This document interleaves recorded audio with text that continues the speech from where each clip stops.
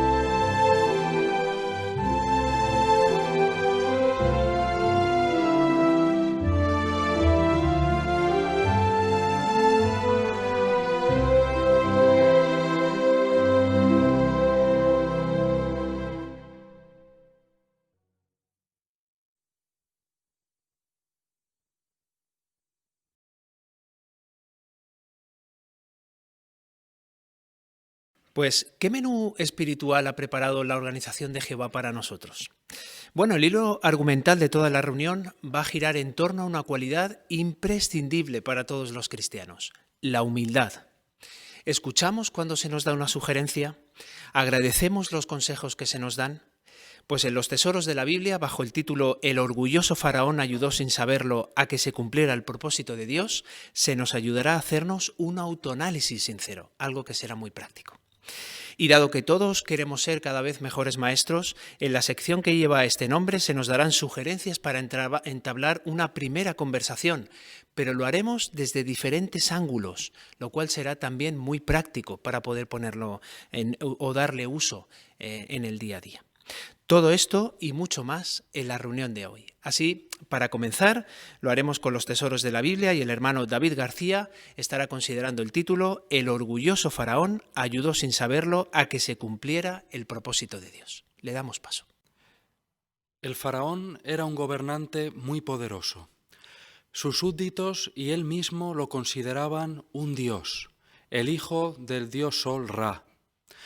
Cierta obra comenta que además creían que superaba en sabiduría y fuerza a todo otro ser y recibía títulos ostentosos como Sol de los dos mundos, el Dios poderoso o el Eterno. Incluso hay escenas egipcias en las que aparece el faraón inclinándose o adorando a su propia imagen. Pues imaginémonos ante la presencia de este poderoso gobernante a un pastor de unos 80 años, Moisés, y a su hermano mayor, a Aarón, quien servía como esclavo en Egipto. Ninguno de ellos adoraba al faraón, sino a Jehová, un Dios al que este gobernante negaba conocer. La pregunta tal vez que nos surja es, ¿escucharía el faraón a estos dos hombres? Pues veamos juntos la respuesta en Éxodo capítulo 8, versículo 15. Podemos leer juntos Éxodo 8:15. Y ahí vemos lo que pasó.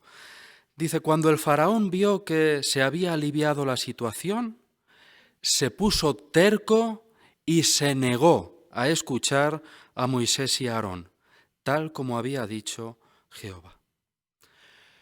Como vemos en el dibujo de nuestra guía de actividades, aunque ya habían sufrido 2 plagas, el faraón se puso terco y no quiso escuchar a Moisés y a Aarón.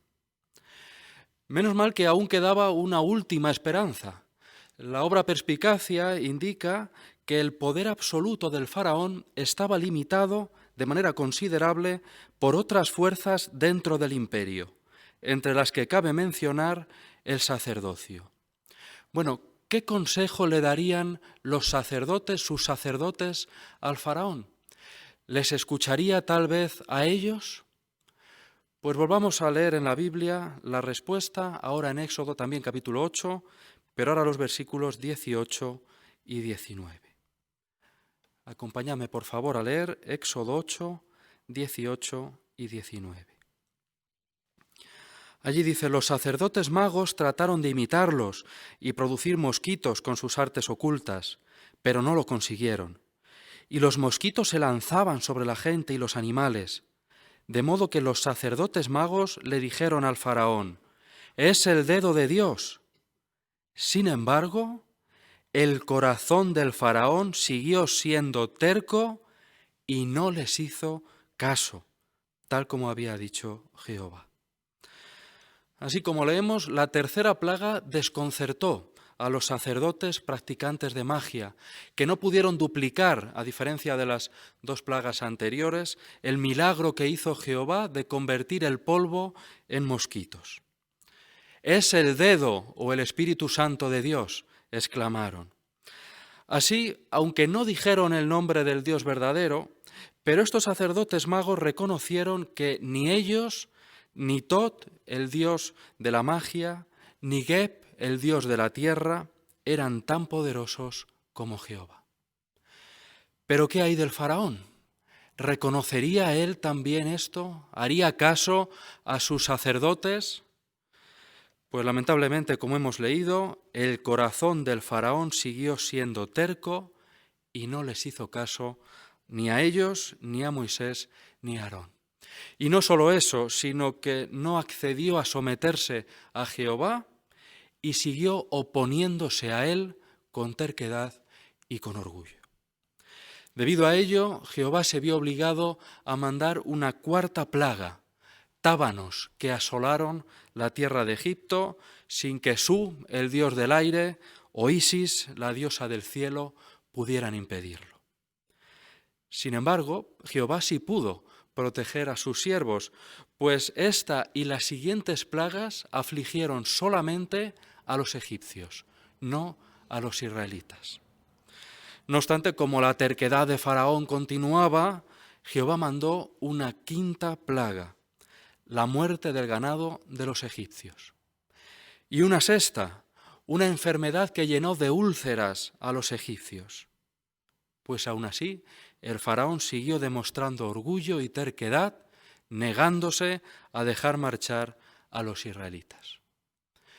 Seguramente llegados a este punto ya nos estemos preguntando, después de 6 plagas, ¿por qué no ejecutó Jehová directamente a este faraón por su orgullo y terquedad?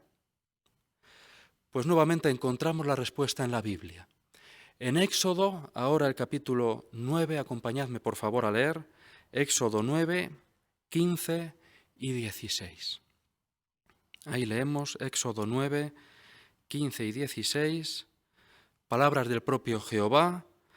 Le dice a Faraón, yo ya habría podido extender mi mano para castigarte a ti y a tu pueblo con una enfermedad mortífera, y tú ya habrías desaparecido de la tierra.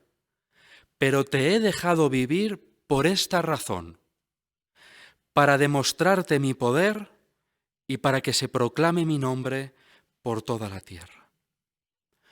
Así como leemos, Jehová permitió con paciencia que Faraón continuara viviendo pese a merecer la muerte por dos importantísimas razones. La primera, para demostrar su poder, el poder de Jehová.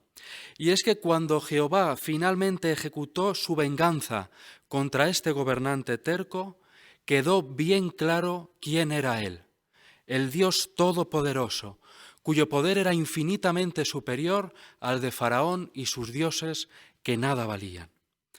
Pero si Jehová hubiera ejecutado en ese momento inmediatamente a Faraón, no habría sido posible esa grandísima demostración de su poder que resultó en su gloria y también en la liberación de su pueblo. Y una segunda razón por la que Jehová no ejecutó de inmediato a Faraón fue para que su nombre, el nombre de Jehová, fuera declarado por toda la tierra, de tal manera que sirviera de advertencia a todo aquel que en el futuro osara desafiar a Jehová. Entre ellos el propio Satanás, el diablo, el dios de este sistema. Y tanto fue así que las naciones vecinas todavía hablaban de aquellos sucesos que ocurrieron en Egipto muchos años después de acaecer. Por tanto, podemos decir que el faraón, con su orgullo, con su terquedad, al final lo que hizo fue ayudar, sin saberlo, a que se cumpliera el propósito de Dios. Y aprendió de manera amarga, por propia experiencia, que el orgullo viene antes de estrellarse y la arrogancia antes de caer, como dice Proverbios 16-18. Así, ¿qué lección aprendemos nosotros, unos 3.500 años después de aquellos sucesos que ocurrieron en Egipto? Pues seguro que todos los presentes estamos de acuerdo en que no queremos parecernos en nada al orgulloso Faraón, ¿verdad? Pues si es así, es bueno que nos preguntemos, cuando alguien me hace una sugerencia o me da un consejo, ¿soy humilde, lo agradezco y lo pongo en práctica? O tal vez pensamos que debido a nuestra edad y experiencia no necesitamos que otros nos aconsejen.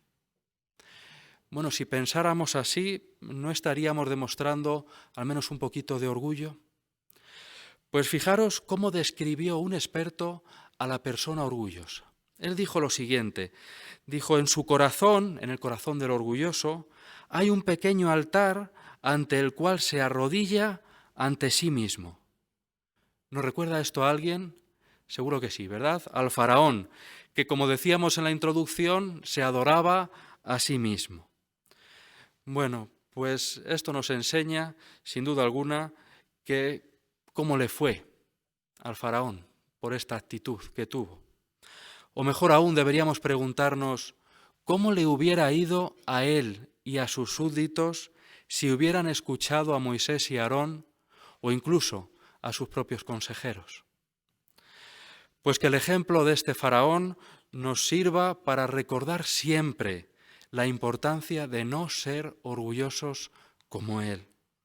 Más bien seamos humildes y aceptemos los consejos basados en la Biblia. Así no solamente evitaremos las malas consecuencias de ser orgullosos, sino que nuestra amistad con Jehová, el único Dios verdadero, será cada día más fuerte.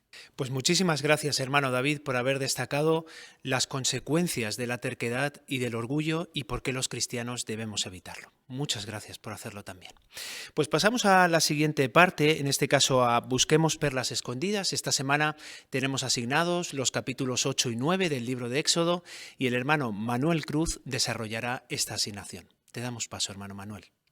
Para buscar la primera perla espiritual podemos buscar juntos en la Biblia Éxodo capítulo 8 y el versículo 21. Y un voluntario que desee leerlo, hermana Ruth Fiol. Pero si no dejas salir a mi pueblo, voy a mandarte tábanos a ti, a tus siervos, a tu pueblo y a tus casas. Los tábanos llenarán las casas de Egipto y hasta cubrirán el suelo donde están. Muy bien, muchas gracias. Dice la pregunta, ¿qué eran los tábanos? Hermana Jael Matei. Pues en la información comenta que aunque no se sabe con certeza a qué insecto se refiere con la palabra hebrea arob, pero en castellano tábano abarca a diferentes especies de una misma familia y es una mosca de mayor tamaño en el que la hembra hace un surco en los animales para chupar su sangre y sus picaduras son muy terribles. Y en algunas zonas de África, donde hay muchos de estos tábanos, pues es muy difícil hacer vida normal. Así que nos podemos imaginar lo que causó esta plaga en los egipcios. Muy bien, muchas gracias por tu excelente comentario. Pues pasamos a la siguiente perla. Para ello podemos leer juntos Éxodo, el capítulo 8, los versículos 25 a 27. Y nuevamente un voluntario que desee leerlo, hermana Alba Gutiérrez. Por fin, el faraón llamó a Moisés y a Aarón y dijo: «Vayan y háganle sacrificios a su Dios en esta tierra». Pero Moisés le contestó: «No está bien que hagamos eso. Los egipcios detestan los sacrificios que queremos hacerle a Jehová nuestro Dios. Y si delante de sus propios ojos hiciéramos sacrificios que ellos detestan, ¿no nos apedrearían? Por eso haremos un viaje de 3 días al desierto y allí le haremos sacrificios a Jehová nuestro Dios, tal como él nos ha dicho». Muy bien, pues muchas gracias por tu excelente lectura. Dice la pregunta, ¿por qué dijo Moisés que los egipcios detestarían los sacrificios de Israel? Hermano Ángel Teso. Bueno, porque precisamente los egipcios se caracterizaban por adorar animales y ahora los israelitas en su territorio, en el territorio de los egipcios, se ponen a sacrificar precisamente a ese tipo de animales, provocarían sin duda el desagrado de los egipcios. Entonces, para argumentar, para mejorar o por fortalecer su argumento de que mejor fuera de Egipto, que fueran hacia el desierto para hacer eso, para eso usó esa expresión. Muy bien, muchas gracias. Pues pasamos a la tercera pregunta. ¿Qué perlas espirituales ha encontrado sobre Jehová, el ministerio y otros temas en la lectura bíblica de esta semana? Hermana Esther Pineda. Pues en el capítulo 9, los versículos 5 y 6, en el 5 leemos que Jehová fijó una fecha para la quinta plaga, cuando dijo mañana, y en el 6 dice, y eso fue lo que hizo Jehová justo al día siguiente. Así que este relato una vez más nos recuerda que Jehová cumple su propósito justo al tiempo exacto y para el futuro pues Él también ha dispuesto un día y podemos estar seguros de que lo va a cumplir sin variación. Muy bien, muchas gracias. Hermana Keren García. En el capítulo 9 vemos cómo Jehová avisa a los egipcios de aquella granizada tan destructiva que iba a haber con suficiente antelación para que estos se pudieran refugiar y también guardaran al ganado. Y hoy en día igual, Jehová está dando tiempo a las personas, demostrando ser muy amoroso al usarnos para advertir a la gente del inminente fin, pues Él no desea que nadie sea destruido. Muy bien, muchas gracias.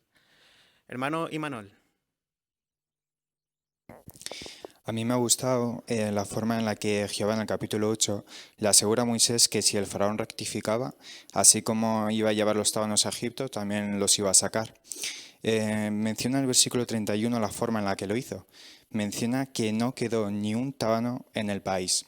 Así que vemos como cuando Jehová da su palabra la cumple a la perfección.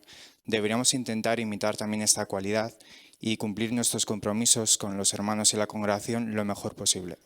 Muy bien, excelente. Hermana Ruth, Lara. En Éxodo 8:23, ahí Jehová mediante Moisés le dice al faraón que haría distinción entre su pueblo y el pueblo de Egipto. Y hemos visto cómo claramente Jehová pues protegió a su pueblo en sentido físico y las plagas pues no le afectaron. Y hoy día pues también podemos sentir la protección de Jehová. Espiritualmente pues estamos libres de las plagas y mentiras que Satanás da, pero físicamente también, gracias a su dirección y conocimiento, pues podemos librarnos de muchas enfermedades y sufrimiento. Muy bien, eso es. Hermano Jason.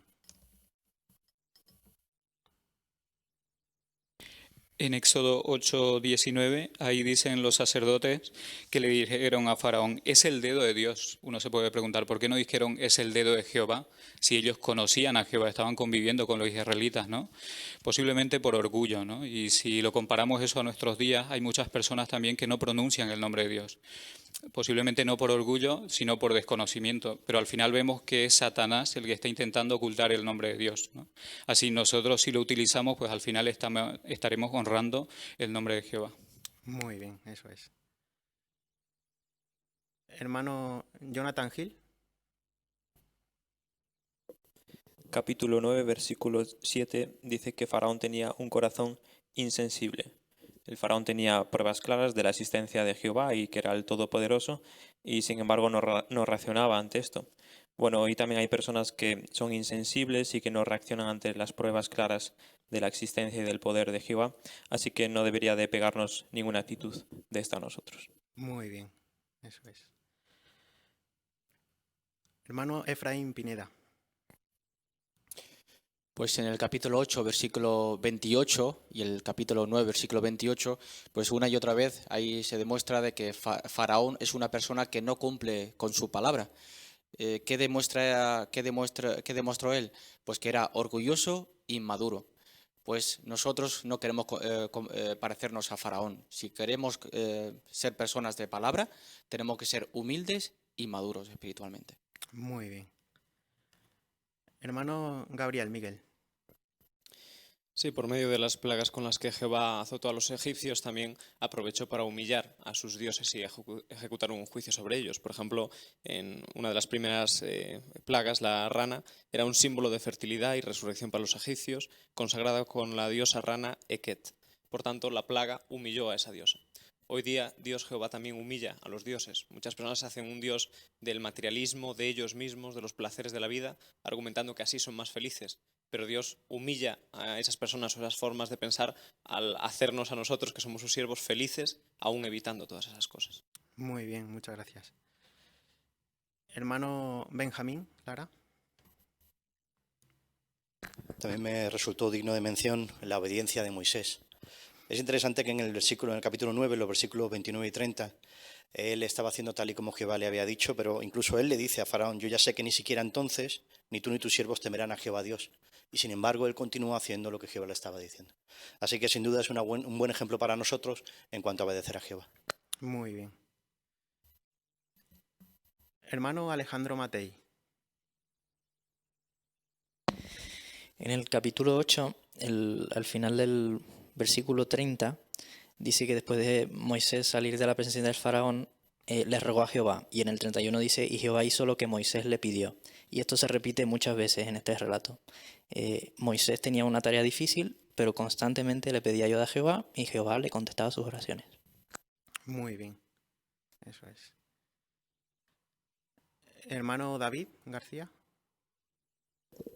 También en la lectura de esta semana observamos cómo Moisés y Aarón se presentaban una y otra vez delante de Faraón para anunciar sin miedo las plagas con las que Jehová estaba humillando a él y a sus dioses. ¿Y qué es lo que les ayudó a actuar con tanta fe y valor? Pues fue el apoyo constante de Jehová, el mismo apoyo que tenemos nosotros hoy. Y es que hoy también necesitamos el mismo temple que Moisés, porque como dijo Jesús, nos llevarían ante gobernantes y reyes por su causa. Y tenemos que tener la misma confianza que tuvieron Moisés y Aarón, de que si las autoridades nos interrogan, el Espíritu de Jehová nos ayudará a dar testimonio con respeto, con fe y con valor. Muy bien, sin duda alguna.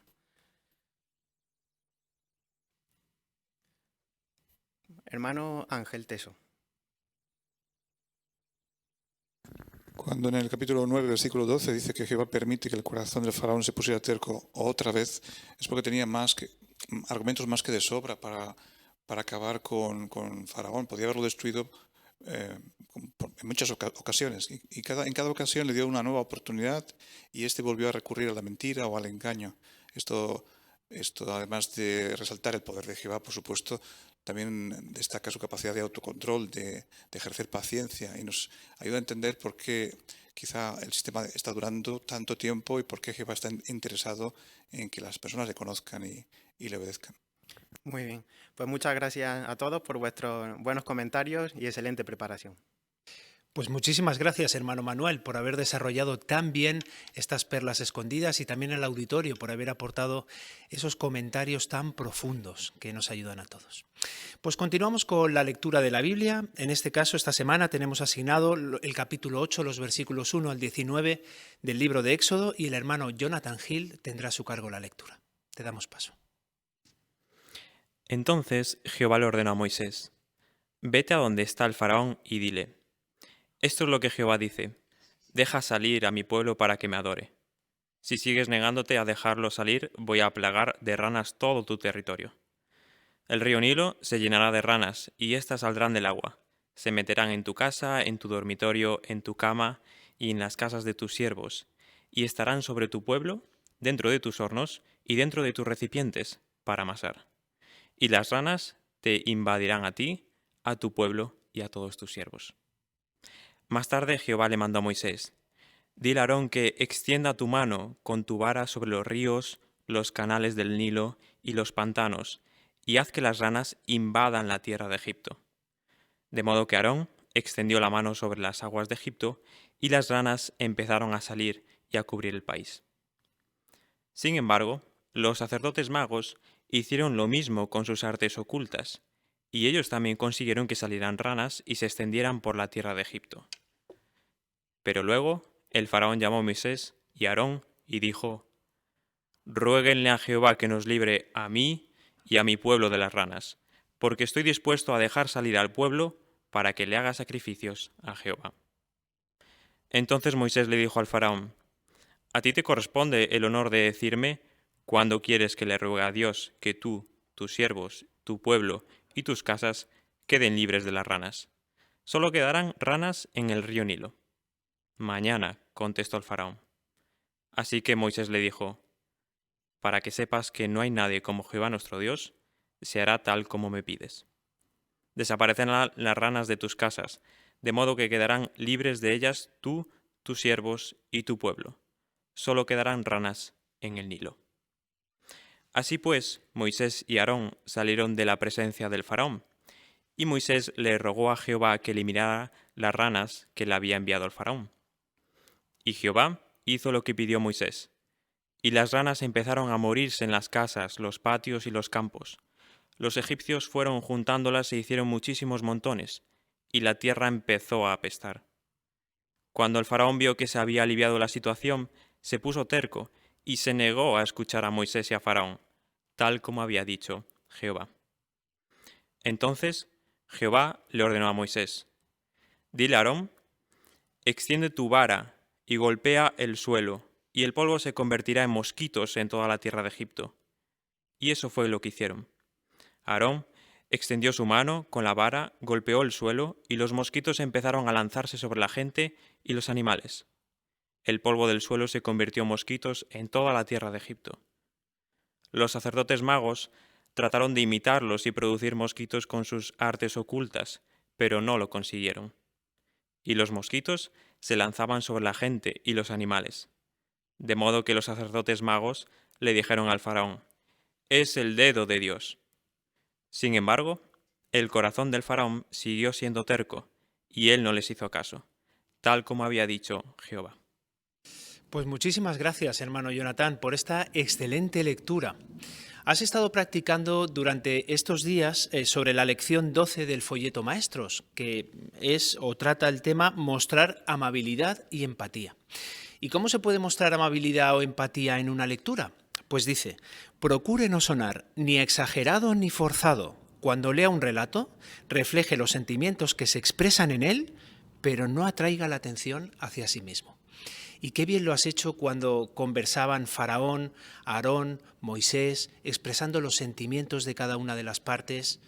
Esto nos demuestra que la lectura es una parte muy importante de la enseñanza y lo has hecho muy, muy bien. Gracias. Pues ahora pasaremos a la sección Seamos mejores maestros. Esta semana nos centraremos en la presentación o en la primera presentación que podremos utilizar en el ministerio. Y para quedarnos muy bien con el modelo de cómo hacerlo, vamos a ver un vídeo que nos demostrará cómo ponerlo en práctica. Buenos días. Me llamo Francisco y él se llama Abel. ¿Y usted? Iván. Mucho gusto, Iván. Estamos hablando de algo que mucha gente se pregunta sobre Dios. ¿Dios? Yo ya no creo en Dios. ¿Qué podría decirle? Parece que en el pasado sí creía en Dios. Recuerdo que la Atalaya mencionó que algunas personas dejan de creer en Dios cuando pasan por situaciones muy difíciles.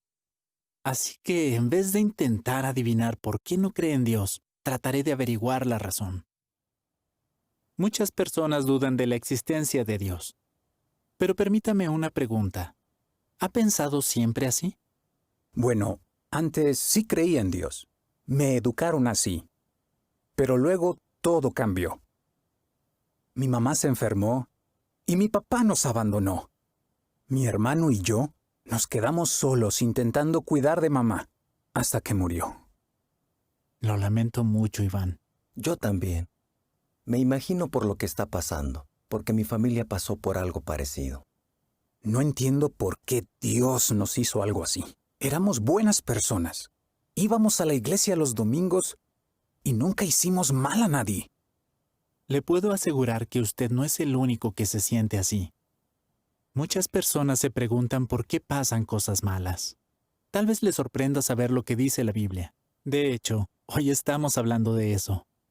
Estamos respondiendo la siguiente pregunta. ¿Por qué podemos estar seguros de que el sufrimiento no es un castigo de Dios? ¿En serio? Sí. Mire lo que dice la Biblia en Santiago 1:13. Que nadie diga durante una prueba, Dios me está probando, porque con cosas malas nadie puede probar a Dios, ni Él prueba a nadie. Fíjese en la primera parte del versículo. Al pasar por problemas, podríamos pensar que Dios nos está probando. Pero, ¿es así? El versículo sigue diciendo que Dios no puede ser probado con cosas malas. ¿Está de acuerdo? Claro, eso sería imposible. Así es.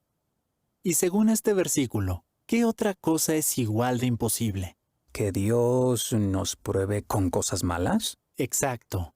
Pero entonces, la pregunta es, si Dios no tiene la culpa del sufrimiento, ¿quién la tiene? La próxima vez podemos ver cuál es la principal causa del sufrimiento. Ok.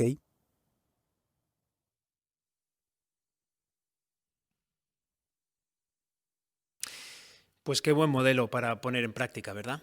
Pues haremos algunas preguntas relacionadas con este vídeo. La primera, ¿cómo reaccionó el publicador a la reacción de la persona?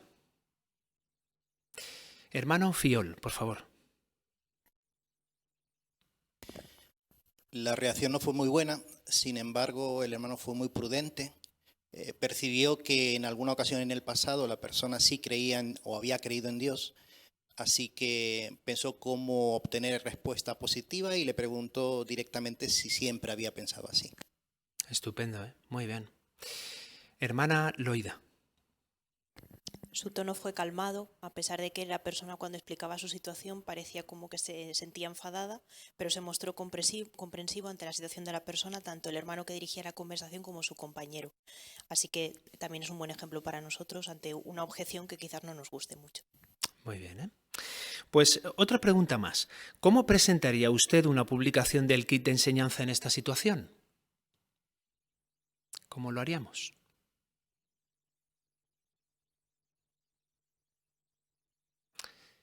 Hermano Fiol, Juan José. Pues si lo tenemos en la cartera o en el bolso, probablemente podríamos pensar en ofrecer el tratado Volver a Vivir, o si lo que queremos destacar es el tema de por qué estamos sufriendo, pues el tratado Dejaremos de Sufrir. Muy bien, esa puede ser una muy buena herramienta. Hermano Ismael, por favor. También la conversación daba pie a poder utilizar el vídeo porque permite Dios el sufrimiento.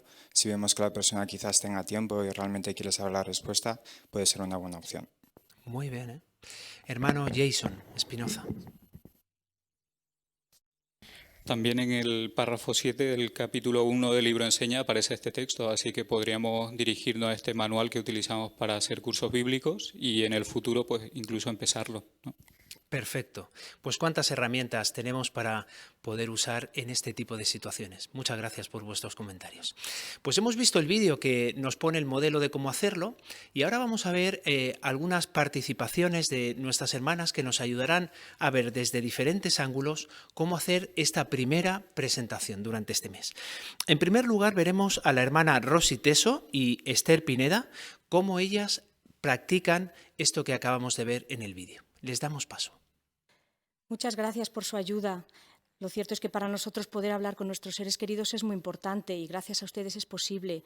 Y también quería aprovechar la oportunidad para darles las gracias por su buen trabajo. De nada, es nuestro trabajo y además lo hacemos con mucho gusto. Es lo mínimo que podemos hacer por ellos. Pero seguro que ustedes están acostumbrados a ver de todo, ¿verdad? Pues sí, la verdad es que sí, vemos de todo, porque son personas mayores, con muchos problemas de salud. Pero bueno, en realidad, ¿qué le voy a decir? Aquí y en todas partes, mires donde mires, solo ves sufrimiento, problemas, todo el mundo está igual. Sí, tiene razón. De hecho, hablando con personas, nos dicen lo mismo otras personas. Incluso se preguntan si el sufrimiento es un castigo de Dios. No sé qué pensará usted. Pues si le soy sincera, la verdad es que yo también lo he pensado alguna vez. Ya. Permítame leerle unas palabras escritas en la Biblia con relación a esto. Dice así la Biblia: que nadie diga durante una prueba, Dios me está probando, porque con cosas malas nadie puede probar a Dios. Dice, ni Él prueba a nadie. Fíjese que dice que cuando, así como hemos leído en la Biblia, cuando estemos pasando problemas o pruebas, que no pensemos que es Dios quien nos pone a prueba, porque Él, con cosas malas, dice, Dios no prueba a nadie. ¿Qué le parece? Hombre, pues la verdad es que saber eso pues es tranquilizador. ¿Verdad que sí? Y es normal, porque Dios es un Dios de amor. Él nunca haría algo así.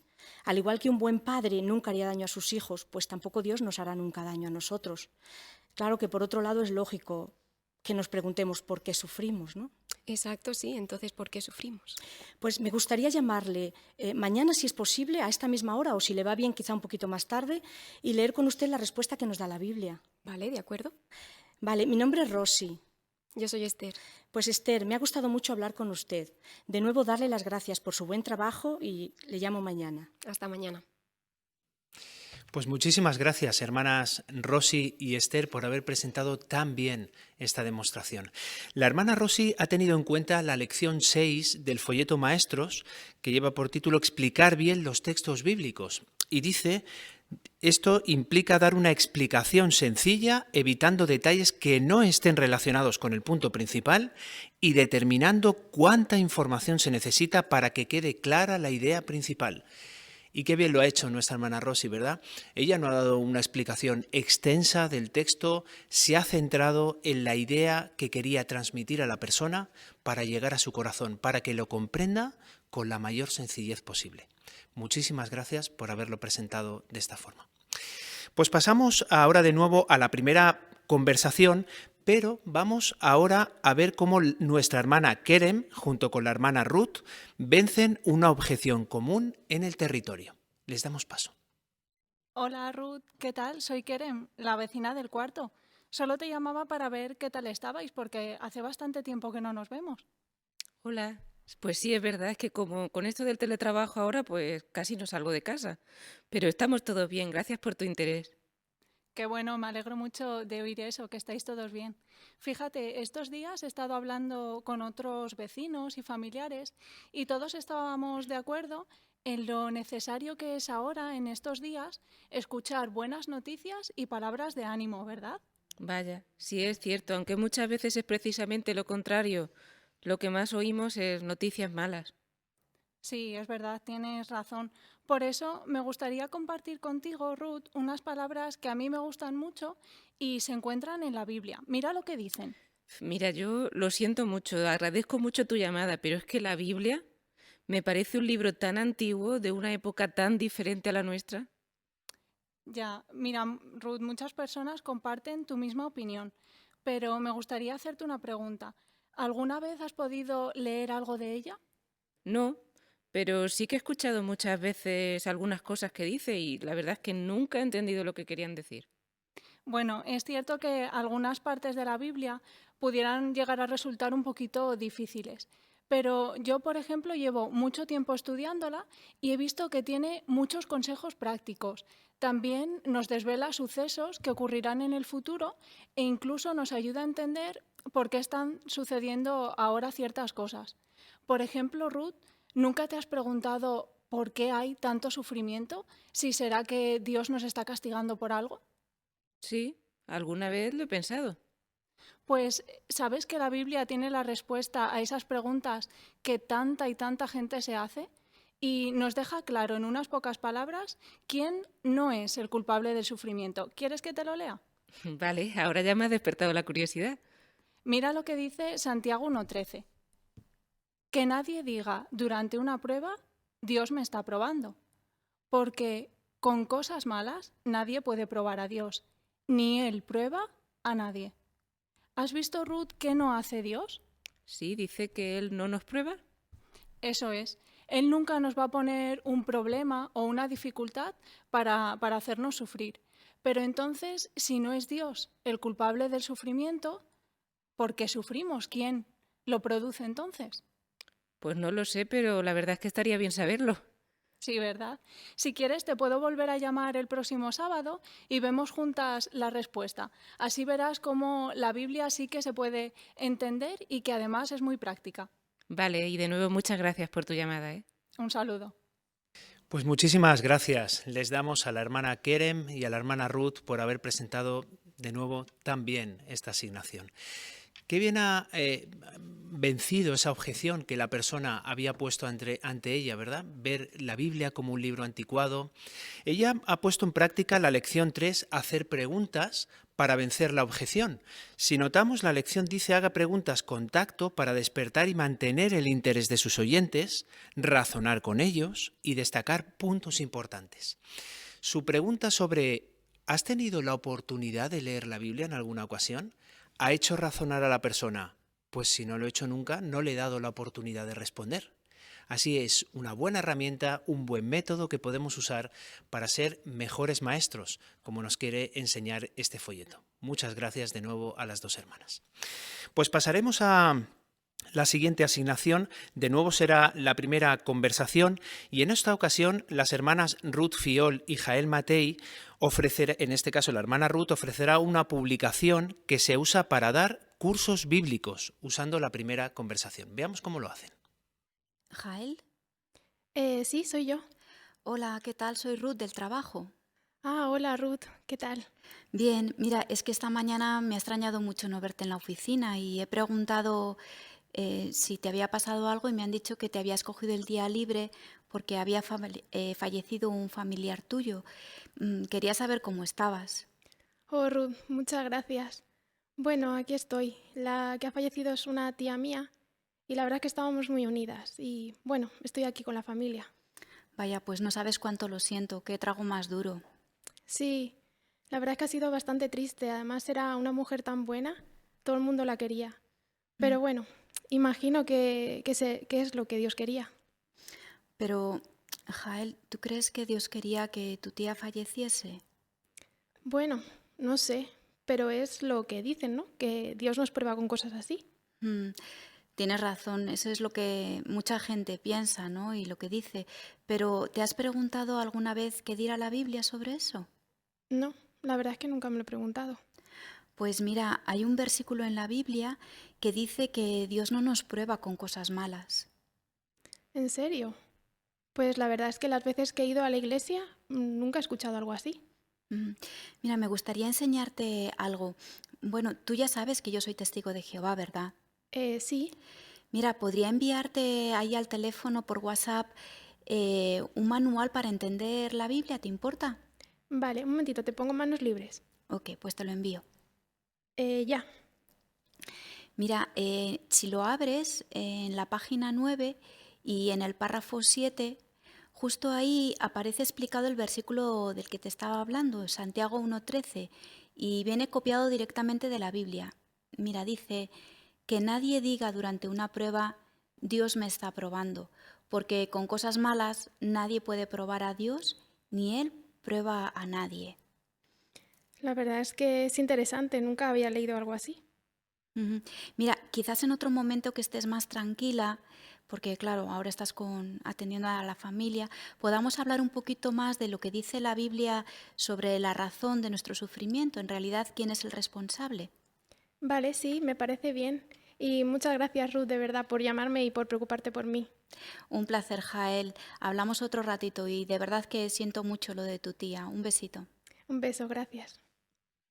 Pues muchísimas gracias también le damos a nuestras hermanas Ruth y Jael por haber presentado esta asignación tan bonita.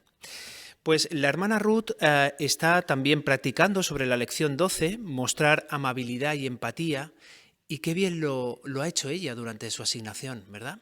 Notemos lo que menciona el folleto. Dice, piense en su oyente e intente imaginar cómo se siente. ¿Cómo lo ha hecho la hermana Ruth? Pensando en cómo su compañera de trabajo se ha ausentado, por qué razón, cómo se sentirá al perder ese familiar. Y sigue diciendo el folleto, procure animarlo, consolarlo y fortalecerle. Esto no es fácil, no se hace con pocas palabras. Ella ha pensado muy bien qué publicación usar, cómo poder enviársela y cómo poder darle ese consuelo que necesita en estos momentos de su vida. Muchísimas gracias, hermana Ruth, por haberlo presentado tan bien. Pues hemos disfrutado mucho de esta parte de la reunión, seamos mejores maestros, y pasamos a la siguiente parte, nuestra vida cristiana. Como es costumbre en nosotros, lo haremos entonando una canción de alabanza a Jehová, y en este caso tenemos asignada la canción número 74, que lleva por título Ven a cantar la gran canción del reino.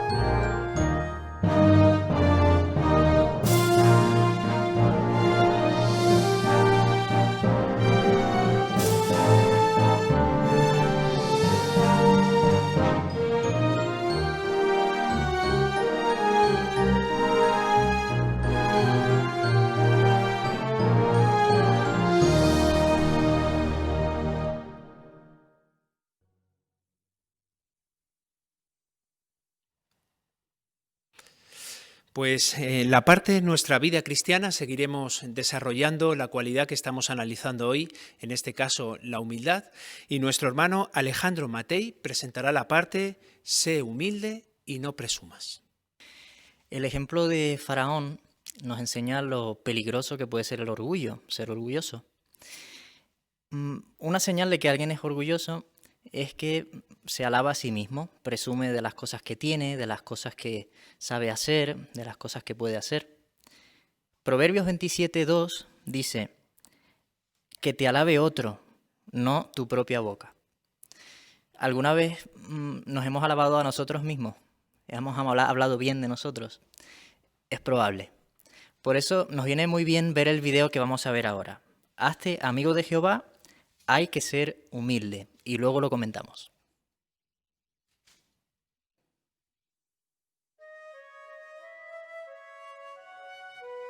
Se creía que ganaría, pero ni en sueños. Voy a ser el más rápido de toda la escuela.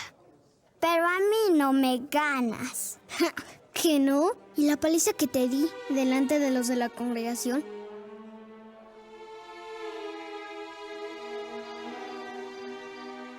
Caleb, ¿te acuerdas de esta historia?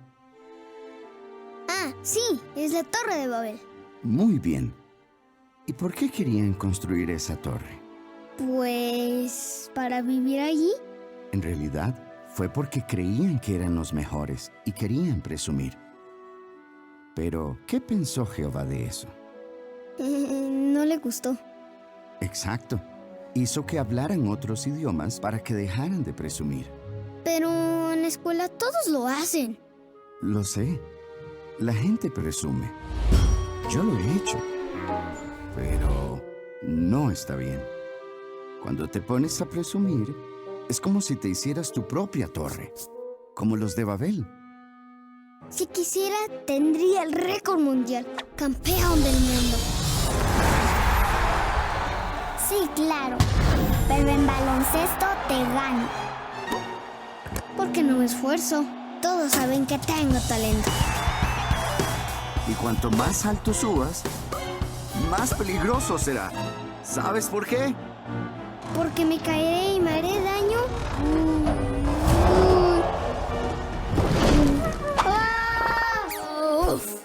Sí. Mira, en 1 de Pedro 5:5 vemos que Jehová no quiere que actuemos como si fuéramos los mejores. Quienes son humildes no necesitan presumir, porque Jehová hace que se sientan bien con ellos mismos.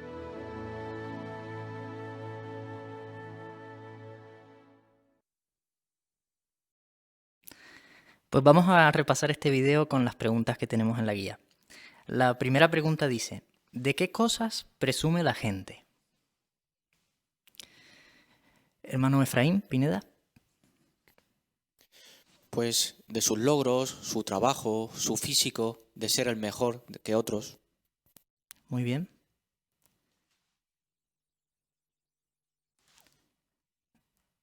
Hermano David García. Incluso otras veces también de cosas materiales como la casa que uno pueda tener, el coche, ropa, viajes o el trabajo de uno. Muy bien. La segunda pregunta dice, ¿de qué presumía Caleb delante de su amigo? Hermano Jonathan Hill. Pues de que había sido el más rápido delante de toda la congregación y delante de su amigo y que también lo sería en la escuela. Muy bien. La tercera pregunta dice, ¿qué hizo el papá de Caleb para ayudarlo a ser humilde? Hermana Rosy Teso. Le recordó la historia de la construcción de la Torre de Babel, que al final lo que ellos pretendían o creían, que pretendían presumir de lo que habían hecho, creían que eran los mejores, y esa actitud a Jehová no le gustó, por eso le cambió el lenguaje. Entonces le hizo pensar a Caleb que cuando nosotros presumimos es como si nos hiciéramos nuestra propia torre. Muy bien. Hermana Esther Pineda. Y también le advirtió que cuanto más alto se sube, más peligro hay, pues más daño al caer. Muy bien. Hermano Ángel Teso. Y fue bonito ver al papá no recordarle al niño, te he visto en el Salón del Reino haciendo algo que no me ha gustado, estuve muy... No partió de ahí, no hizo sentir mal al niño, analizó la historia que se ha mencionado en un ambiente familiar, quizá pocos minutos, para que el niño empiece a pensar por sí mismo y quizá él ha recordado, pues en el salón estuve todo presumiendo, pero el papá no se lo sacó porque si no arrancamos mal la enseñanza. Muy bien. Hermana Loida López. Incluso el papá también admitió que él en algún momento también había sido presumido, así que eso seguramente hacía que Caleb le escuchara mejor. Muy bien. Vamos a leer lo que dice 1 de Pedro, capítulo 5, el versículo 5. ¿Quién quiere leer ese texto? Hermano Roberto Carlos. De igual manera, ustedes, los hombres más jóvenes, estén en sujeción a los hombres de más edad. Ahora bien, vístanse todos de humildad al tratar unos con otros, porque Dios se opone a los arrogantes, pero les muestra bondad inmerecida a los humildes. ¿Cómo nos puede ayudar este texto, 1 de Pedro 5:5, a ser humildes? Hermano Gabriel Miguel. Bueno, nosotros deseamos agradar a Jehová y ser amigos suyos, por tanto, el tener en cuenta que Él odia a los arrogantes y a los presumidos, pues seguro que nos hace más fácil esforzarnos por ser humildes. Muy bien. Hermana Ruth, Fiol. Y además nos recuerda que a las personas que son humildes no necesitan presumir, porque Jehová hace que se sientan bien con ellas mismas. Muy bien, muchas gracias por sus comentarios. Está claro que a Jehová no le gustan las personas orgullosas, pero le encantan las personas humildes. Así que no presumamos, no nos alabemos a nosotros mismos y seamos humildes. Pues cuánto disfrutamos de las lecciones que nos dan siempre Caleb, Sofía y sus papás, y cuánto agradecemos, hermano Alejandro, que hayas desarrollado también esta asignación para nosotros. Pues continuamos con esta parte de nuestra vida cristiana, en este caso con otra asignación que llevará por título Seamos humildes cuando se nos alabe, y estará a cargo de nuestro hermano Benjamín Lara. En réplica a la carta que el científico Robert Hooke le daba una irónica enhorabuena por los recientes ensayos en el campo de la física, Sir Isaac Newton le respondió con una frase que ha llegado a ser famosa por su elegancia. Ante este halago, escribió: «Si he visto más lejos, es porque estoy sentado sobre hombros de gigantes», queriendo indicar que si había llegado a sus descubrimientos, había sido gracias al trabajo de sus predecesores, Copérnico, Galileo o el astrónomo Johannes Kepler. Preciosa manera, ¿no?, de responder a un elogio. Claro, coincidiréis conmigo en que todos necesitamos de vez en cuando ánimo. ¿Y cuánto anima un elogio sincero? La verdad es que te puede arreglar el día. Como dice el Proverbio 15:23, qué buena es la palabra dicha en el momento oportuno. Pero, ¿puede que haya algún peligro al recibir elogios? Pues si os parece bien, vamos a ver un vídeo y después lo analizamos juntos.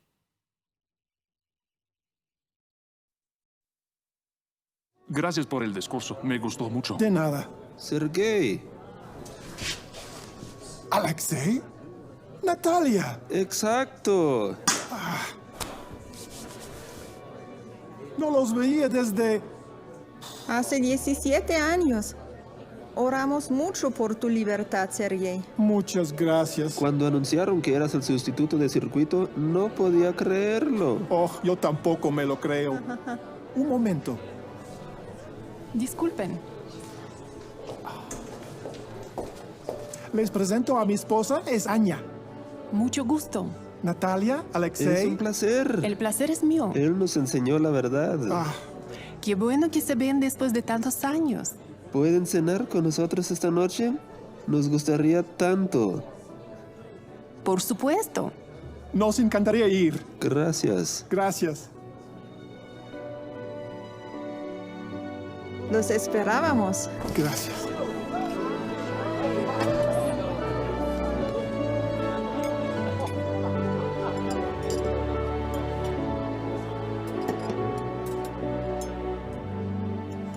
Bueno, estuvo muy bien.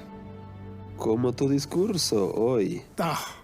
Sí, eres joven para ser tan buen maestro. No, ¿qué va? Él tiene razón. Eres sabio para tu edad. ¿Crees que la cárcel te preparó? Allí tenía mucho tiempo para meditar. Quizá eso me ayudó a madurar. Estuviste allí casi el doble que nosotros. Seguro que esos años fueron difíciles para ti. No volviste a ver a tu padre, ¿verdad? Verdad. Fuiste muy valiente al aguantar esa presión. Sí. Sí, supongo. Tú deberías ser el superintendente. Se habla muy bien del hermano Elín. Es verdad. Pronto lo conoceremos. Es bueno. Pero no es como nosotros. Tú sí has sufrido. Tú nos entiendes. Te necesitamos. Hermanos, gracias por los halagos, pero no los merezco. Claro que sí. No, todo es gracias a Jehová. Lo que hacemos por servirle es posible solo con su ayuda. Así es. Es gracias a su Espíritu Santo. El mérito es de Dios. Y recuerden, Jehová elige a quienes sirven en las congregaciones. Todos tenemos cualidades. Jehová las conoce y sabe cómo usarlas mejor que nadie. Debemos confiar en Él y valorar a quienes ha decidido utilizar.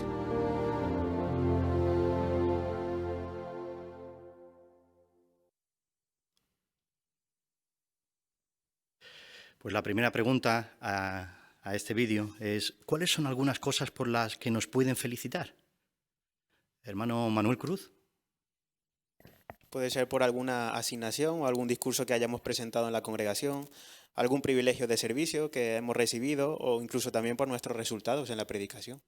Eso es, muy bien. Sí, hermano Imanol. También nos podrán felicitar por haber podido superar alguna prueba a lo largo de nuestra vida. Muy bien, muchísimas gracias. La segunda pregunta dice: ¿qué le dijeron los hermanos a Sergei para elogiarlo? Hermano David García. Pues le felicitaron por el buen discurso que había presentado, también por el tiempo que había pasado en prisión siendo leal a Jehová, se alegraron de que ya estaba en libertad y también le felicitaron por el nombramiento que había recibido como sustituto del superintendente de circuito. Muy bien, muchas gracias. Sí, hermano Jonathan Gil. Incluso también le felicitaron porque había sido muy valiente por aguantar la presión de un familiar, en este caso de su padre. Eso es, muchísimas gracias. La siguiente pregunta dice: ¿por qué sus elogios fueron demasiado lejos?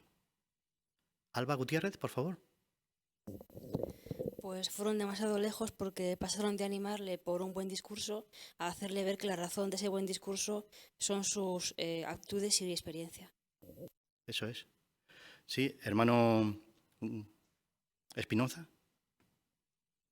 Sí, también porque no lo veían como sustituto, sino ya como superintendente, ¿no? Así parece que no valoraban ya el trabajo que estaba haciendo el superintendente en ese momento. Exactamente. Hermano Roberto Gutiérrez. Claro, se pasó con mucha rapidez de lo que fue el encomio a la adulación. Dice, tú es que eres como nosotros, tú nos entiendes, tú sabes por lo que hemos pasado. Así, qué rápido es poder pasar de un momento al otro. Eso es. Muchísimas gracias. Y la última pregunta nos dice: ¿qué lecciones aprendemos de la humildad con la que Sergei respondió? Hermano Pineda. Que no se merecía esos elogios, que todo lo que estaba haciendo, el mérito solamente se lo merecía a Jehová. Muchísimas gracias. Hermana Loida López. Así que no queremos aceptar elogios desmedidos. Como hizo este hermano, pues cortamos, cambiamos la conversación, centramos la conversación en algo positivo, en que es Jehová quien bendice. Y además él no lo hizo de una forma santurrona, sino que de una forma sencilla y cariñosa da esa explicación. Muchísimas gracias. Hermana Jael Matei. Sí, y darnos cuenta, ¿no?, que todos tenemos buenas cualidades y que Jehová las conoce mejor que nadie y sabe cómo usarlas para ayudar a otros, ¿no? Por eso es bueno, como él dice al final, ¿no?, la importancia de confiar en Jehová y valorar a quien Jehová usa. Eso es. Muchísimas gracias por vuestros comentarios. La verdad que, al igual que Newton agradeció a otros sus propios logros, si nosotros tenemos alguno, porque quizá nos sentimos afortunados, es igual a duda que es por la ayuda de Jehová y sobre todo porque nos enseña de manera sublime. Pues muchísimas gracias te damos a ti, hermano Benjamín, por haber desarrollado tan bien esta parte y hacernos ver la importancia de ser humildes también cuando se nos alabe. Pues continuamos con nuestra reunión, en este caso con el estudio bíblico de la congregación, el libro Jesús es el camino, y esta semana estará a cargo del hermano Juan José Fiol. El lector será el hermano Gabriel Miguel.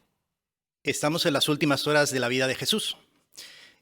Igual que vimos en el capítulo anterior, Jesús va a dedicar gran parte de este tiempo a la oración, a hablar con su Padre. En estas oraciones vamos a descubrir cuáles son los sentimientos y los pensamientos más profundos de Jesús. Hoy veremos dos puntos: lo que ocurre en el jardín de Getsemaní y cómo el sudor de Jesús se convierte en gotas de sangre. Pues invitamos a nuestro hermano Gabriel Miguel a que lea con nosotros el capítulo 123 del libro Jesús es el camino, titulado Ora a su Padre en momentos de gran angustia, y también veremos el recuadro. Jesús termina de orar con sus apóstoles y, después de cantar alabanzas, todos se van al Monte de los Olivos. Se dirigen hacia el este, a un lugar donde Jesús acostumbra ir, el jardín de Getsemaní. Al llegar a este agradable lugar entre los olivos, deja atrás a 8 de los apóstoles. Quizás se quedan cerca de la entrada del jardín, pues les pide: «Quédense aquí, sentados, mientras yo voy allá a orar». Entonces se lleva con él a 3 apóstoles, Pedro, Santiago y Juan, y se adentra más en el jardín. Está bajo mucha presión, por eso les dice: «Estoy tan angustiado que siento que me muero. Quédense aquí y manténganse despiertos conmigo». Jesús se aparta un poco de ellos, cae al suelo y empieza a orar. ¿Sobre qué asuntos ora en un momento tan crítico? Le ruega a Dios: «Padre, para ti todo es posible. Quítame esta copa, pero que no se haga lo que yo quiero, sino lo que tú quieres». ¿A qué se refiere? ¿Acaso está renunciando a su papel de redentor? Claro que no. Jesús pudo ver desde el cielo el sufrimiento extremo por el que pasaron otras personas ejecutadas por los romanos, y ahora Él es un ser humano con profundos sentimientos capaz de padecer dolor. Está claro que no desea sufrir lo que le espera, pero hay algo más importante que lo tiene angustiado. Sabe que morirá como un delincuente despreciable y que eso le puede traer deshonra al nombre de su Padre. Dentro de unas cuantas horas lo clavarán en un madero como si fuera culpable de blasfemia contra Dios. Jesús pasa un buen rato orando y, cuando vuelve, se encuentra a los 3 apóstoles dormidos. Entonces le dice a Pedro: ¿es que no pudieron mantenerse despiertos conmigo ni siquiera una hora? Manténganse despiertos y oren constantemente para que no caigan en la tentación. Jesús comprende que los apóstoles también han estado bajo mucha presión y ya es tarde por la noche. Así que añade: claro, el espíritu está puesto, pero la carne es débil. Luego, Jesús se va por segunda vez y le pide a Dios que aparte de él esta copa. Al volver, ve que los apóstoles se han dormido de nuevo, cuando deberían haber estado orando para no caer en tentación. Jesús se lo señala y ellos no saben qué decirle. Entonces se marcha por tercera vez, se pone de rodillas y continúa orando. Está muy preocupado porque morir como un delincuente le traerá deshonra al nombre de su Padre. Pero Jehová está escuchando las oraciones de su Hijo y en un momento determinado le envía un ángel para fortalecerlo. Aún así, Jesús no deja de suplicarle ayuda a su Padre, sino que sigue orando todavía con más intensidad. La tensión emocional que siente es enorme. ¿Cuánta responsabilidad lleva en sus hombros? Está en juego su propia vida eterna y la de todos los seres humanos que adoren a Dios. Con razón, su sudor se vuelve como gotas de sangre que caen al suelo. Al regresar por tercera vez a donde están los apóstoles, de nuevo los encuentra dormidos. Les dice: «Están durmiendo y descansando en un momento como este. Miren, se ha acercado la hora para que el Hijo del Hombre sea entregado en manos de pecadores. Levántense y vámonos. Miren, ya está llegando el que me va a traicionar». Su sudor se vuelve como gotas de sangre. Lucas, que era médico, no explica cómo es posible que el sudor de Jesús se volviera como gotas de sangre. Puede que estuviera hablando en sentido figurado, comparando el sudor de Jesús a la sangre que gotea de una herida. Sin embargo, el doctor William Edwards apunta a otra posibilidad en The Journal of the American Medical Association, la revista de la Asociación Médica Americana. Aunque se trata de un fenómeno poco común, la mezcla de sudor y sangre, hematidrosis, puede presentarse en casos de máxima tensión emocional. Esto ocurre cuando se produce una hemorragia de las glándulas sudoríparas, la cual provoca que la piel se debilite y se haga más sensible. Pues muchas gracias, Gabriel, por tu lectura. Hagamos las 3 preguntas que tenemos en este capítulo. La primera es: después de salir de la habitación del piso de arriba, ¿a dónde va Jesús con sus apóstoles? Hermano Manuel Cruz. Pues va al Monte de los Olivos, concretamente al jardín de Getsemaní. Es un sitio al que acostumbraba ir Jesús con sus apóstoles, así que al llegar allí, a la entrada, pide a 8 de sus apóstoles que se queden y se van con Pedro, Santiago y Juan más adentro. Y les dice que se mantengan despiertos con él y orando a Jehová en esos momentos tan difíciles y angustiosos de su vida de Jesús. Excelente, muchas gracias. Hagamos la segunda pregunta. ¿Qué hacen 3 apóstoles mientras que Jesús ora a Dios?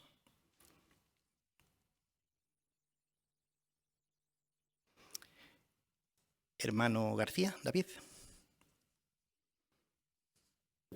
Pues aunque deberían estar orando igual que Jesús, pero lo que ellos hacen es quedarse dormidos, y no una ni dos, sino hasta en 3 ocasiones.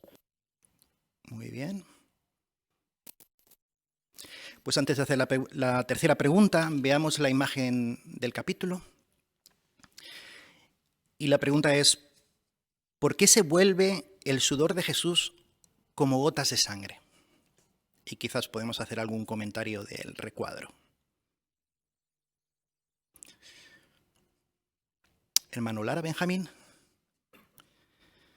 Sin duda por la tensión emocional que estaba sufriendo en ese momento. Él estaba muy preocupado, le importaba muchísimo la forma en que iba a morir, porque era como un delincuente, y le dolía muchísimo pensar que podría haber traído deshonra al nombre de su padre. Así que en ese estado emocional, incluso hay médicos que dicen que es posible que el sudor se convierta o sea parecido a la sangre. Muy bien. Hermano Teso, Ángel. Por otro lado, también es posible que estuviera hablando en sentido figurado, que estuviera ilustrando las gotas de sudor de Jesús a las gotas de su sangre que derramaría horas más tarde. Muy bien. ¿Algún comentario sobre este síntoma? Hermana Kerem. Sí, aquí tenemos la explicación de esta revista médica que dice cómo en ciertos casos de una tensión emocional extrema pudiera tener lugar este fenómeno, ya que se produce una hemorragia en las glándulas sudoríparas y esto hace que la transpiración se mezcle con la sangre. Excelente. Muy bien. Pues antes de continuar vamos a leer parte de este relato, en este caso en el Evangelio de Marcos, capítulo 14, versículos 32 al 42. Marcos 14, 32 al 42, y nuestro hermano Gabriel será nuestro lector. Entonces llegaron a un lugar llamado Getsemaní, y él les dijo a sus discípulos: «Quédense aquí sentados mientras yo oro». Y se llevó a Pedro, a Santiago y a Juan, y empezó a sentirse profundamente afligido y muy angustiado. Les dijo: «Estoy tan angustiado que siento que me muero. Quédense aquí y manténganse despiertos». Luego se alejó un poco de ellos, cayó al suelo y empezó a orar pidiendo que, si era posible, no le llegara aquella difícil hora. Decía: «Abba, Padre, para ti todo es posible. Quítame esta copa, pero que no se haga lo que yo quiero, sino lo que tú quieres». Después volvió a donde estaban ellos y los encontró dormidos. Y le preguntó a Pedro: «Simón, ¿te dormiste? ¿No tuviste fuerzas para mantenerte despierto ni siquiera una hora? Manténganse despiertos y oren constantemente para que no caigan en la tentación. Claro, el espíritu está dispuesto, pero la carne es débil». Entonces se fue a orar de nuevo y pidió lo mismo que antes. Volvió otra vez y los encontró durmiendo, porque tenían los ojos cargados de sueño, y ellos no sabían qué decirle. Y vino por tercera vez y les dijo: «Están durmiendo y descansando en un momento como este. Basta, ha llegado la hora. Miren, el Hijo del Hombre va a ser entregado en manos de pecadores. Levántense y vámonos. Miren, ya está llegando el que me va a traicionar». Pues muchas gracias, Gabriel. ¿Sobre qué asuntos ora Jesús en esta ocasión?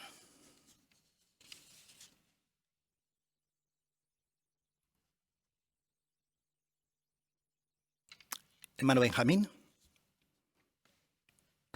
Bueno, él seguramente había visto a otros reos ajusticiados por la justicia romana o por la judía y sabía el sufrimiento que conllevaba eso. Evidentemente era un hombre perfecto, pero que sentía el dolor, así que él le estaba pidiendo a Dios que si fuese posible que pasara de él esa copa o que pasara de él ese trago. Pero es muy interesante que siempre le dice a Jehová que nunca se haga mi voluntad sino la tuya. Muy bien, exacto. Hermana García. Así vemos cómo Jesús no estaba suplicando que se le liberara de la muerte. Podemos recordar cuando Pedro intentó convencerle de que no tenía que sufrir ni ser ejecutado, cómo Jesús lo corrigió con firmeza. Pero sí que Jesús estaba tremendamente angustiado por el tipo de muerte que le esperaba. Él sabía que sería clavado en un madero como un delincuente y esto le preocupaba mucho, que pudiera llegar a ensuciar el nombre de Jehová. Muy bien. Hermano Imanol. Sí, él era consciente de que no solo su vida estaba en juego, sino la de todas las personas de la tierra que querían adorar a Jehová. Por eso esta angustia él no la quería pasar, él realmente no deseaba sufrir lo que le iba a esperar, pero por eso era un sacrificio, porque lo iba a hacer por amor tanto a su padre como a todas estas personas que iba a salvar. Muy bien.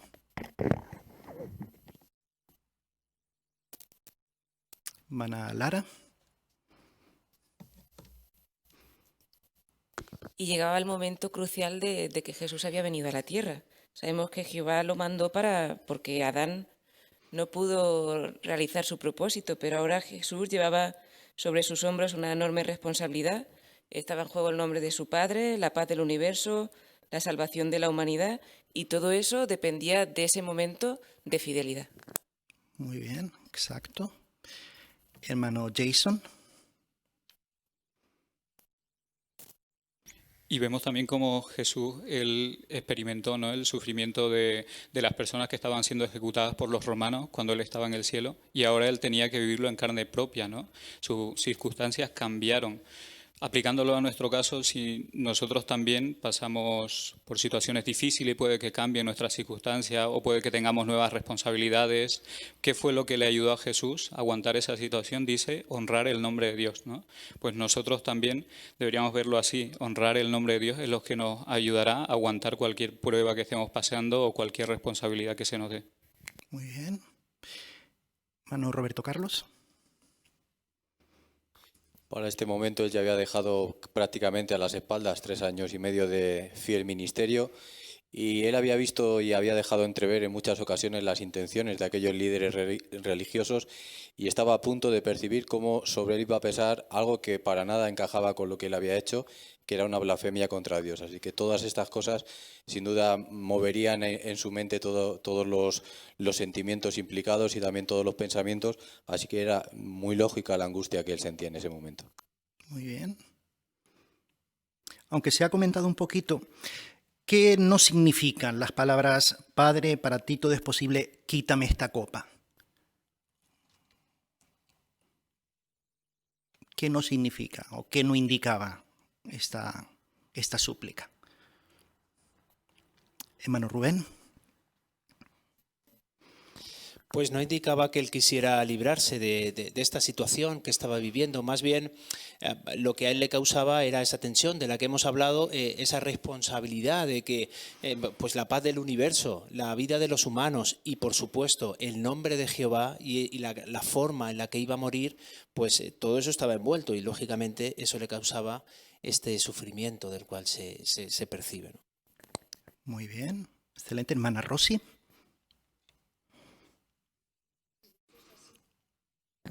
Y de hecho es así porque en ningún momento Jehová le mostró desaprobación alguna, todo lo contrario, le envió un ángel para que lo fortaleciera. Muy bien. ¿Y qué era lo que realmente le preocupaba, aunque lo habéis comentado, a Jesús? ¿Qué es lo más importante o qué era lo más importante para él en aquella ocasión? Hermano Cruz.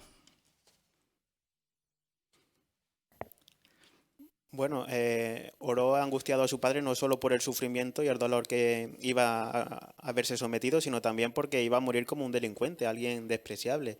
Y ni mucho menos quería traerle deshonra al nombre de su padre, justo lo contrario. Así que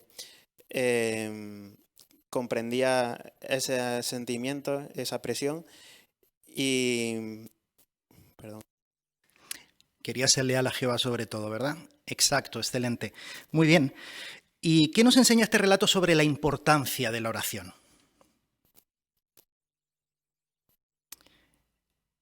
Hermana Ruth.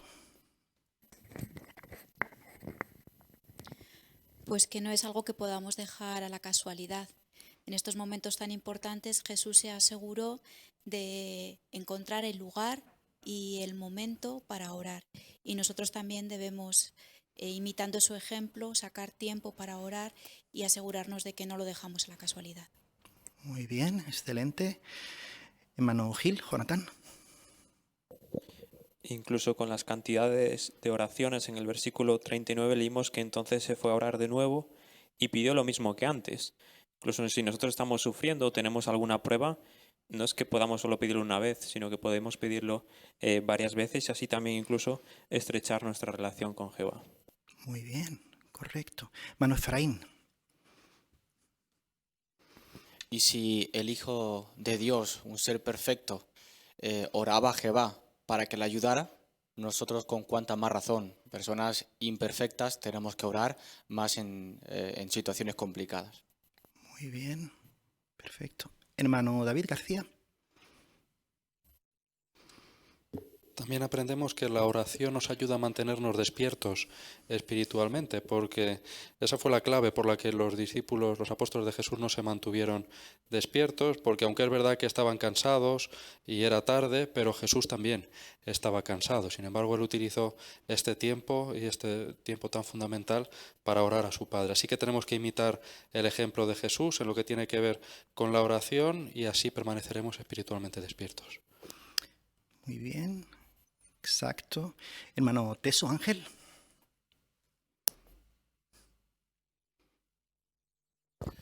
Y también es verdad que hablar con Jehová en oración nos ayuda a recordar las cosas que son realmente importantes para nosotros. Pues Jesús, aunque él expresaba su dolor y su profunda preocupación, pero a la vez le decía, pero que no se haga lo que yo siento, sino que se haga tu voluntad. Hacer esto, solamente este ejercicio de hablar con Jehová y recordarnos lo que realmente importa, puede calmarnos, puede tranquilizarnos o puede convencernos de que lo que hacemos y por lo que estamos pasando es lo correcto. Muy bien. ¿Qué cualidad de Jesús destacaríais ante vez tras vez el fallo en mantenerse despiertos de sus discípulos, de sus apóstoles? Hermano Gabriel. Sí, vemos su paciencia y su comprensión. Evidentemente era un momento de mucha tensión para él, pues sería muy fácil que pues, sus nervios hubiera hecho que se pudiera haber enfadado, pero aún así él pues, entendía que sus apóstoles estaban cansados, que también era un momento de mucha tensión para ellos y por supuesto no se lo echó en cara, sino que pues, comprendió que es la carne era débil y entonces que era relativamente normal que eso les hubiera sucedido. Muy bien, una lección para nosotros. Hermana Jael.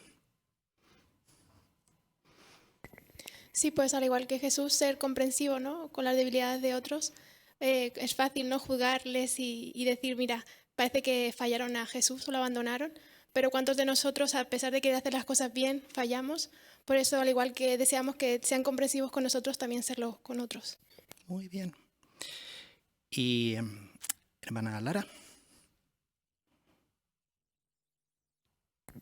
Y esta no era la primera vez que los discípulos de Jesús se habían comportado de esta manera poco apropiada, ya lo había hecho antes. Sin embargo, Jesús había depositado confianza en estos tres especialmente porque decidió llevárselos un poco más adentro en el jardín. Quizás tenerlos a distancia y verlos le podía transmitir calma por la situación que iba a vivir.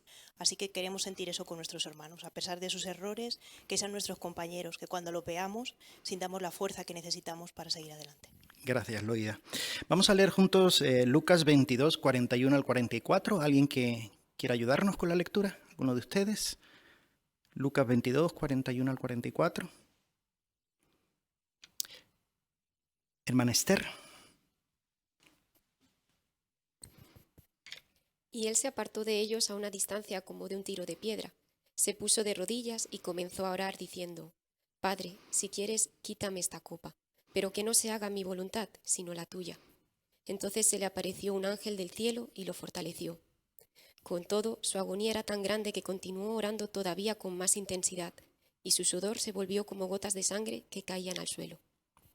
Muchas gracias. ¿Cómo le ayuda Jehová en este momento a Jesús y qué nos enseña eso? Hermano Imanol. Sí, Jesús oraba con esa constancia porque estaba completamente seguro de que su Padre le estaba escuchando. Y así fue. En el versículo 43 vemos cómo se le apareció un ángel del cielo enviado por Jehová y lo fortaleció. Muy bien. Hermano Jonathan. De este versículo aprendemos que nosotros también podríamos estar en alguna situación estresante o algún sufrimiento, pero podemos obtener la respuesta de Jehová, quizás en alguna parte de la reunión, algún comentario, algún ánimo de algún hermano cercano, y sin duda es un buen ejemplo que podemos imitar también. Muy bien. Exacto. Hermana Rosy. Y también en el caso de Jesús, aunque el ángel lo fortaleció, él siguió orando porque seguía teniendo esa necesidad, porque estaba sufriendo mucho. Eso significa que igual a nosotros nos puede pasar. El hecho de que Jehová nos fortalezca o nos ayude no significa que ahora ya no vamos a sentir nada o vamos a estar muy bien, sino que nos va a ayudar a aguantar hasta el fin, sea la prueba. En el caso de Jesús hasta la muerte y en nuestro caso pues lo que sea. Muy bien. Hermano Jason. Sí, también recordemos que es la tercera vez que le ora a Jehová y es en la tercera oración que obtiene respuesta, ¿no? Esto que nos enseña a nosotros, pues que también tenemos que insistir en las oraciones y Jehová, como decía ahí el párrafo, va a responder en el momento justo, cuando lo necesitemos. Muy bien. ¿Verdad? Y qué bonito es recibir quizás la ayuda de un amigo de la congregación cuando estamos pasando por momentos difíciles. Aquel ángel que envió Jehová no era un desconocido para Jesús. Probablemente era un buen amigo en los cielos. Así seguro que sirvió de mucho ánimo. Así muchas gracias a todos por vuestros comentarios, por sus comentarios. Y una vez más vemos lo importante de imitar a Jesús, ¿verdad? Sus cualidades. En este caso, su insistencia en la oración. Y lo importante de pedirle a Dios ayuda, a Jehová ayuda cuando estamos pasando por malos momentos. Su preocupación principal era dejar en alto el nombre de Jehová y apoyar su gobernación. Pues muchísimas gracias te damos a ti, hermano Juan José, por haber dirigido también esta parte del estudio bíblico de la congregación y haber aplicado las enseñanzas que Jesús nos transmite a todos nosotros. Pues sin duda hemos disfrutado de una magnífica reunión, ¿verdad? Recordamos algunos puntos que podemos aplicar en nuestra vida. Por ejemplo, en Tesoros de la Biblia hemos aprendido la importancia de escuchar las sugerencias y los consejos que nos dan nuestros hermanos. Por culpa del orgullo, cuánto daño causó Faraón a todo su pueblo y a él mismo. Por otro lado, y siguiendo con la cualidad que hemos analizado hoy, hemos visto que debemos ser humildes cuando se nos alabe también. Por supuesto que nos alegra que nuestros hermanos valoren todo lo que podamos hacer o el trabajo que podamos desempeñar. Pero ¿cómo asimilamos esas alabanzas y hacia quién las desviamos? Eso son dos detalles a tener en cuenta muy importantes. El ejemplo de Sergei es una buena referencia para nosotros. Y bien, ¿qué disfrutaremos en la próxima semana? Pues se analizará una nueva cualidad, como hemos hecho hoy. Hoy ha sido la humildad, la semana que viene será la valentía. Veremos de nuevo en acción a Moisés y a Aarón y cómo demostraron esta cualidad ante el orgulloso y poderoso Faraón. Y también en nuestra vida cristiana veremos un precioso vídeo que ya pudimos visualizar en nuestra asamblea regional del año 2018 con el título ¿Qué nos enseña la creación sobre el valor? Seguro que vamos a disfrutar tanto como lo hemos hecho hoy. Pues bien, para concluir nuestra reunión lo haremos como suele ser costumbre nosotros, entonando una canción de alabanza a Jehová, y en esta ocasión tenemos asignada la canción número 44.